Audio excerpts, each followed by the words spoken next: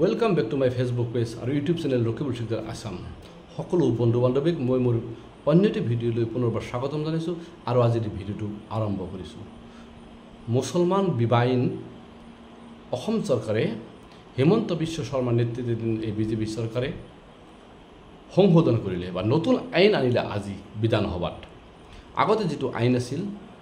বিবাহ পঞ্জীয়ন কাজিয়ে যেটো ইসলামিক লমতে কাজিয়ে বিবাহ পঞ্জীয়ন কৰিছিল সেই বিবাহ পঞ্জীয়নৰ কাজিয়ে কৰিব নোৱাৰিব কাজিৰ অফিস আজিৰ পৰা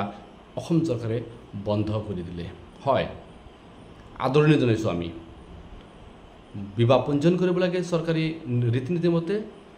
বহু বিবাহ বাল্য বিবাহ বন্ধ কৰিব লাগে আৰু তাত সকলো মুছলমান সমৰ্থন জনাব এক কথাত সমৰ্থন জনাব বাল্য বিবাহ বন্ধ কৰাৰ কাৰণে আৰু বহু বিবাহ বন্ধ কৰাৰ কাৰণে আৰু আমছুৱে এই ক্ষেত্ৰত সদায় হৰব ভূমিকা পালন কৰি আহিছে এই ক্ষেত্ৰত আমাৰ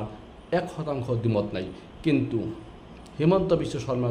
নেতৃত্বাধীন যি বিজেপি চৰকাৰ এই বিজেপি চৰকাৰে কিন্তু সদায় হিন্দুৰ সুৰক্ষাৰ কথা কয় তেতিয়া হলে প্ৰশ্ন উত্থাপন হ'ব হেমন্ত বিশ্ব শৰ্মাই কেতিয়া হিন্দু বিবাহ প্ৰণয়ন কৰিব কেৱল মুছলমান মহিলাৰ কাৰণে আইন প্ৰণয়ন কৰিব মুছলমান মহিলাৰ সুৰক্ষাৰ কাৰণে কেৱল চিন্তা কৰে নেকি বিজেপি চৰকাৰে এয়াও কিন্তু সঁচাকৈ এটা লাখটকীয়া প্ৰশ্ন হেমন্ত বিশ্ব শৰ্মাই তেখেতে কেৱল মুছলমান মহিলাৰ সুৰক্ষাৰ কথা চিন্তা কৰে নেকি তেখেতে হিন্দু যি নাৰী আছে বা হিন্দু মহিলা আছে তেওঁলোকৰ কথা চিন্তা নকৰে নেকি এই প্ৰশ্নটো নিশ্চিতভাৱে উত্থাপন কৰিব লাগে সকলো দল সংগঠন কৰিব লাগে হিন্দু দল সংগঠন কৰিব লাগে সকলো ৰাজনৈতিক দলেও কৰিব লাগে কাৰণ হিন্দু মহিলা সুৰক্ষা নালাগে নেকি হিন্দু মহিলাৰ কাৰণে হিন্দু মহিলাৰ বিবাহৰ কাৰণে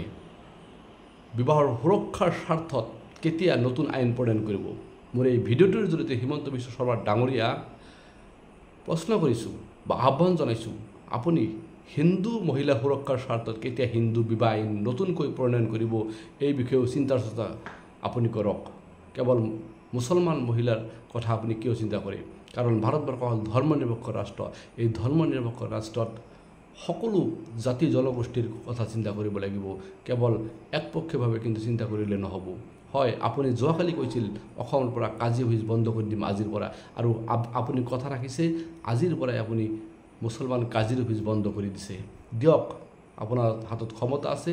আপুনি দিছে আকৌ কৈছো মোৰ এই ভিডিঅ'টোৰ জৰিয়তে আপুনি হিন্দু মহিলাৰ কাৰণে কেতিয়া বা হিন্দুসকলৰ কাৰণে কেতিয়া নতুনকৈ বিবাহৰ আইন আনিব কেৱল মুছলমানৰ কাৰণে আইন আনিব হিন্দুৰ কাৰণে নানিব এইটো কিন্তু হ'ব নোৱাৰে অসমত সকলোৰ কাৰণে সমান আইন প্ৰণয়ন কৰিব লাগে